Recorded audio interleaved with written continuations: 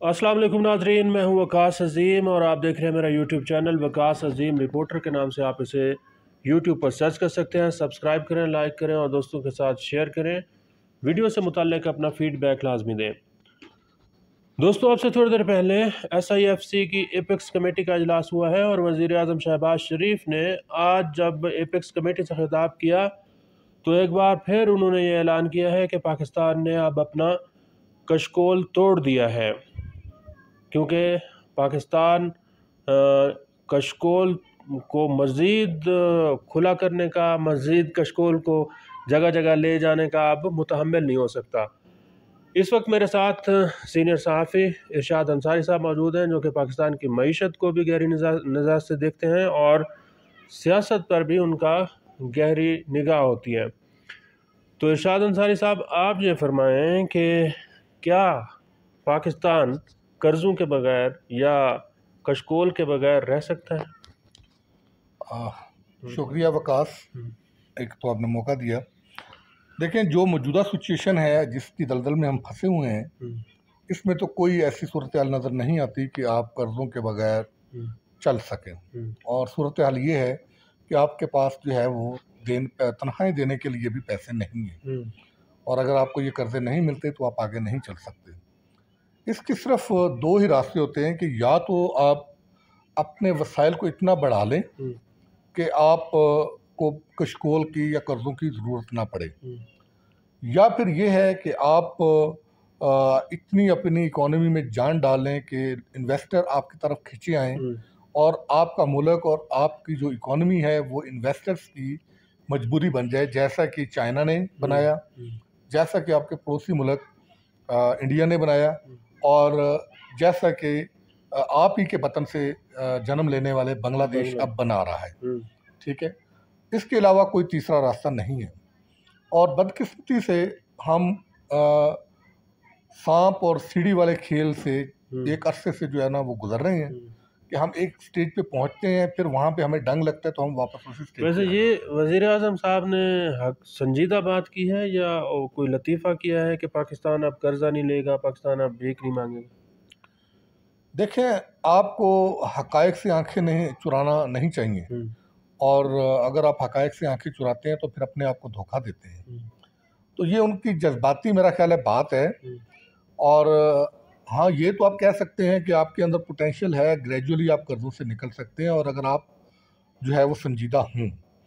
लेकिन फौरी तौर पे एक फिल्म ये जुमला कह देना कि हम अब कशकोल नहीं करेंगे, तो अगर कशकोल नहीं लेना तो अभी आप जो बजट साजी करने जा रहे हैं, जिसका बजट आप बना रहे हैं, नहीं, पाकिस्तान तो इसका अपना बजट नहीं बना रहा। देखिए, चले जो भी है वो तो मतलब IMF ही आपको, वो तो अब से नहीं, पहले से भी जब भी आप IMF के प्रोग्राम में होते हैं तो ज़ाहिर कंडीशन उन्हीं की चलती हैं। तो लेकिन उसके बावजूद जो भी आप एक रस्म ही कह लें, या आप यूँ कह लें कि जो एक रवायत होती है उसके मुताबिक कह लें कि बजट आप जो बना रहे हैं उसमें आप डेट फाइनेंसिंग रख रहे हैं। तो एक मकरूज़ बंदा या एक मकरूज़ मुल्क अपना बजट बना सकता है? देखिए, बहुत सारे मुल्क मकरूज़ थे, निकले हैं, लेकिन बात ये होती है कि जैसे आपने पहले मुझे बात में मुकम्मल करनी थी, मैं आपको यही बात उसका जवाब देने वाला था कि मकरूज़ होना, अल्लाह ना करे पहली बात तो यह है क्योंकि मकरूज़ हो ना बंदा हो ना मुल्क हो, लेकिन बहरहाल हालात बन जाते हैं, बजी का बाद का तो आपको लेना पड़ भी जाता है। लेकिन फिर उससे निकलने के लिए आपको उसके मुताबिक अपना तर्ज अमल, अपना जो बूदोबाश और अपना जो तर्ज ज़िंदगी है वो उसके मुताबिक अपनाना पड़ता है। बदकिस्मती से हमारे यहाँ ये अमल जो है वो नज़र नहीं आ रहा। हम कर्जे तो ले रहे हैं, लेकिन हम अपना तर्ज अमल जो है वो चेंज करने को तैयार नहीं है। देखें, इस मुल्क का सबसे बड़ा मसला जो है वो इशराफिया है। आप आज भी अगर इशराफिया को कंट्रोल कर लें, और ये जो बोझ है सारा आम आवाम पे डालने की बजाय अशराफिया पे अगर मुंतकिल कर दें, अशराफिया को इससे कोई फ़र्क भी नहीं पड़ेगा, तो आप इस मसले से निकल सकते हैं। दूसरी बात यह है कि मैं आपको वकास साहब ये कैटेगोरिकली एक बात बता दूं, आप उल्टे हो जाएं, सीधे हो जाएं, इसके बगैर आप नहीं निकल सकते। हमारे मसाइल नहीं है, मैं आपको सच्ची बात कहूँ, आपको बड़ी अजीब बात लगेगी, पाकिस्तान का एक्चुअली कोई मसला नहीं है। ठीक है, हमारे मसाइल खुद पैदा करते हैं। मसाइल दुनिया के हैं, मसाइल अमेरिका के हैं, जिनको हम कहते हैं कि ये सुपर पावर है, और वहाँ पे आपको नज़र भी आता है। नहीं, हमारा एक मसला तो अभी जो कर्ज़ों वाला है वो तो है कि देखें हमारी इतनी आमदनी नहीं है जितना हमने कर्जा वापस अदा करना है। मसलन FBR 9,000 का अगर टैक्स इकट्ठा कर रहा है तो 8,000 हमने कर्जा देना है। 1,000 में कोई मुल्क चल सकता है? मैं आपको यही बात कहने लगा हूँ ना कि हमारे मसले नहीं है, ये कर्ज़ों का मसला भी हमने पैदा किया है अपनी पैदागिरी के लिए। कारोबार के दो तरीके होते हैं। एक तरीकाकार ये होता है कि आप कारोबार को फ्लॉरिश करें, सेल को बढ़ाएं, अपना ब्रांड बनाएं, ब्रांड बना के प्रॉफिट का वॉल्यूम बढ़ाएं। दूसरा तरीकाकार ये होता है कि आप लूट मार करें, टाइटनिंग करें, लेकिन कारोबार फिर आपका ब्रांड और नाम नहीं बनता और आप बहरान पैदा करके बहरान से कमाएं। बदकिस्मती से हमने ये जो बहरान पैदा किए जाते हैं हमने इसको कारोबार बना लिया है। मेरी और आपकी और एक आम आदमी की नस्लें उतना नहीं कमाती जितना ये बहरान पैदा करके ये एलीट्स जो हैं कुछ अरसे में, महीने 2 महीने में या 6 महीने में कमा लेते हैं। जैसा अभी गंदम का जी, बहरान। मैं यही क्या बात करने लगा था। आप गंदम का बहरान देख लें, आप डॉलर का बहरान देख लें, आप स्टॉक मार्केट्स के बहरान देख लें, आप खाद का बहरान देख लें, कोई चीज चीनी कहने का मकसद ये कि कोई बहरान आप उसको इन्वेस्टिगेट कर लें, आपको उसके पीछे एक मंतक नजर आएगी। आप उससे बढ़ के आप ये जो बिजली का जिसकी हम सबसे ज्यादा कीमत जो है चुका रहे हैं और कास्ट पे कर रहे हैं और हम सफर भी कर रहे हैं, आप इसको देख लें। ये असल इसके पीछे क्या है? ये फर्नेस ऑयल माफिया है। कैपेसिटी चार्जेस है सर। कैपेसिटी चार्जेस भी मैं कहता हूँ इसको भी मिस जो है ना वो क्या कहते हैं गाइड किया गया है। कैपेसिटी चार्जेस अस खुद बुरे नहीं है, ठीक है। तो जो प्लांट इस वक्त बंद है उनको चलाएं तो वो कैपेसिटी चार्जेस कम हो सकते हैं। देखें, आप लोगों को असल बात बताएं ना, कैपेसिटी चार्जेस क्या है। आप किसी से अरबों रुपए की इन्वेस्टमेंट ला रहे हैं या अरबों डॉलर की, वो आपको कह रहा है कि आप मुझसे 2 अरब डॉलर इन्वेस्ट करवा रहे हैं तो मैं ये चीज़ मोबाइल पैदा करूंगा या XYZ कोई चीज़ पैदा करूंगा, इसकी कंजम्पशन कैसे होगी? आप उसको कहते हैं हमारी मार्केट का साइज इतना है, हम लेंगे। दूसरा, इंफ्रास्ट्रक्चर और रॉ मटेरियल फ्राहम करना तो आपकी मर्जी है ना, आपकी जिम्मेदारी है ना। तो वो आपसे कहता है कि अगर आप इंफ्रास्ट्रक्चर आप मुझे फ्राहम करते हैं तो मैं आपको बिजली इतनी कीमत पे दूंगा। अगर मैंने खुद चीज़ करनी है तो फिर आप ये चीज़ें मुझे करके देंगे। आप उनको कहते हैं कि हम आपको रॉ मटेरियल जो बिजली पैदा करने के लिए गैस है वो हम देंगे, नहीं फर्नेस ऑयल नहीं, गैस हम देंगे। उन्होंने लगा दिए। आपने जो कैलकुलेशन की थी, आपने ये कैलकुलेशन की थी कि हम फर्नेस ऑयल पे पावर प्लांट चला रहे हैं, उससे हमें जो उस वक्त बिजली का पर यूनिट पैदा हो रहा था, एक मिसाल के तौर पे 20 रुपए का पैदा हो रहा था। अगर वही प्लांट अगर हम गैस से चलाएंगे तो वो 20 रुपए वाला हमें 6 रुपए में या 5 रुपए में पैदा होगा, हमें इतने अरब डॉलर की बचत होगी। आपने उस कॉन्सेप्ट को लेके ये प्लांट लगाए थे। किया क्या आपने? और शायद खाकान अब्बासी का केस आपके सामने इसकी जिंदा मिसाल है, वो बरी भी हो गए हैं। उन्होंने यही मॉडल अपनाया था सॉरी। और शायद खाकान अब्बासी के ही दौर में फर्नेस ऑयल माफिया को एक मरतबा लगाम डाली गई, उसके बाद ये बेकाबू रहा है अभी भी और बाद में भी। किया क्या है हमने? इस पे पॉलिटिक्स की। जब PTI की गवर्नमेंट आई तो उन्होंने आके बजाय इसके कि फर्नेस ऑयल के जो अल्टरनेट के तौर पे प्लांट लगाए गए थे, उसके लिए RLNG के हम लंबे लंबे सौदे करते, जिसकी स्टडी भी करवाई हुई थी, उन्होंने इस पे पॉलिटिक्स शुरू कर दी। उन्होंने करना शुरू कर दिया कि जी हमने इन्होंने कमीशन खाए हैं, ये किए, हमने LNG के सौदे नहीं किए, और ये करना शुरू कर दिया, लोगों को ये कह के गुमराह किया कि मार्केट में LNG सस्ती है, हमने महंगे सौदे किए। देखें, ये फ्लक्चुएशन आती रहती है। जबकि स्टडी जो करवाई गई थी वो ये बता रही थी कि मार्केट में कुछ अरसे में ऊपर ये प्राइसेस जाएंगी, लेकिन एवरेज प्राइसेस हमें ये सस्ती पड़ेगी। असल में मुझे कंप्लीट कर लेने दें। किया क्या, हम उस सारे अरसे में ये पॉलिटिक्स करते रहे। जब पूरे यूरोप ने LNG के गैस के तमाम ममालिक के साथ सौदे कर लिए लॉन्ग टर्म, उसके बाद हमें होश आया कि हमने ये किया। इस दौरान उस गवर्नमेंट से मिलकर फर्नेस ऑयल माफिया ने खूब माल बनाया, ये सारे प्लांट चला दिए फर्नेस ऑयल पे, बिजली महंगी हो गई। यही वजह है कि अब पूरे साल के 12 महीने अगर आप देखते हैं, कभी आपका FPA जो है फ्यूल प्राइस एडजस्टमेंट आपके हक में नहीं गया, हमेशा आपके खिलाफ ही गया है। वरना पहले ये होता था कि 3-4 महीने ऐसे होते थे कि जिसमें फ्यूल प्राइस एडजस्टमेंट आपकी कंज्यूमर की फेवर में जाता था। अब उस पर तो आप नहीं आ रहे, फिर आप भागे, फिर आपको दुनिया ने गैस ही नहीं दी, फिर आपने जो थोड़े बहुत जो बाउजर मंगवाए भी वो आपने महंगी LNG पे मंगवाए।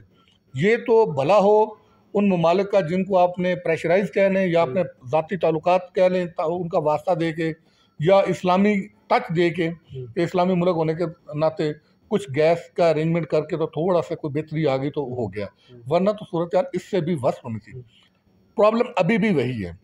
आप जो फर्नेस ऑयल पे चलने वाले तमाम पावर प्लांट्स हैं, आप उनको फर्नेस ऑयल की सप्लाई 100% बंद कर दें।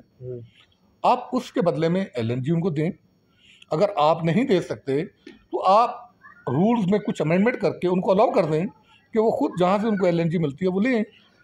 ये माफिया इतना स्ट्रांग होता है कि हुकूमतें गिरा देता है, फिर कोई बंदा एमएनए नहीं बन सकता, वजीर नहीं बन सकता। भाई वो इन्वेस्टर होते हैं इनके। मैं नाम नहीं लेना चाह रहा, पिंडी के 2 सियासतदानों को मैं जानता हूँ जिन पे ये बड़े लोग इन्वेस्टमेंट करते हैं। मैं एक चेयरमैन एफबीआर को जानता हूँ। ये मेरे सामने ये वाकया हुआ है कि उस चेयरमैन एफबीआर को, मतलब उसने अभी लगना था, वो मेंबर था उस वक्त। माफिया ने ऊपर से नीचे जी, तक माफिया ने 5 अरब रुपया उसकी, आप उसको स्पीड मनी कहेंगे कि क्या कहेंगे, कि उसके लिए दिया।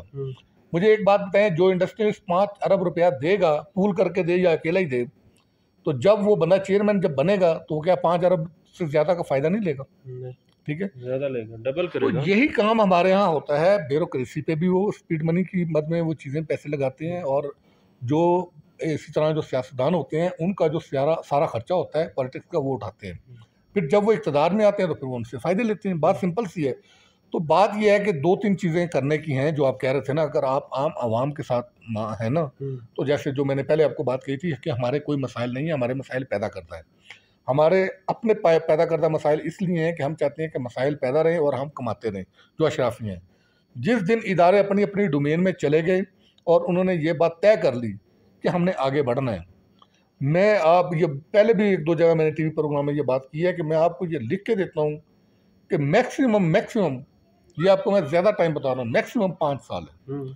5 साल के अरसे में ना सिर्फ आप इन क्राइसिस से निकल सकते हैं कि आप तरक्की याफ्ता ममालिक की सफ़ में शामिल होने के लिए आप उस तरफ सफ़र शुरू कर सकते हैं। देखिए ना, 5 साल का मतलब है अगर हर साल पाकिस्तान की आमदन 5 अरब डॉलर आप बढ़ाते जाएं, और इतनी तकरीबन ज़रूरत है कि 5 अरब डॉलर का आप कर्जा उतारते जाएं, अपनी आमदनी को बढ़ाते जाएं। उसके लिए पाकिस्तान की एक्सपोर्ट को बढ़ाना होगा। उसके ऊपर किसी वक्त हम बात करेंगे। वो इंडस्ट्रियलिस्ट कह रहे हैं कि इसके लिए आप बिजली पहले सस्ती करें। ये उनकी डिमांड ठीक है? बिल्कुल ठीक है। देखें, ये रॉ मटेरियल है ना, बेसिक रॉ मटेरियल है। आप कम्पिटिटिवनेस नहीं आपकी रहती। आप जो चीज़ें तैयार करते हैं, जब आप इंटरनेशनल मार्केट में जाते हैं तो आपकी प्रोडक्शन की जो कास्ट होती है वो इतनी ज़्यादा हो चुकी होती है कि आप कम्पीट नहीं कर पाते इंटरनेशनल मार्केट में।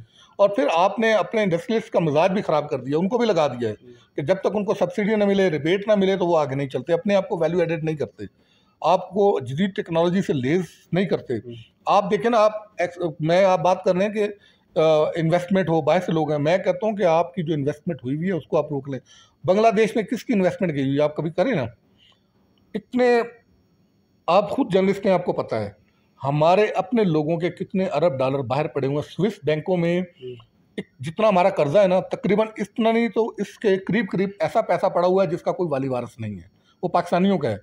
मैं और आप इतनी हम अपनी नस्लों के साथ भी ज्यादती करते हैं कि अपने बेगम बच्चों से भी हम चीज़ छुपा के तो उसके कोड तक नहीं बताते, और जाके हम स्विस बैंकों में डॉलर रख देते हैं और फिर मर जाते हैं, किसी को कोड नहीं पता होता।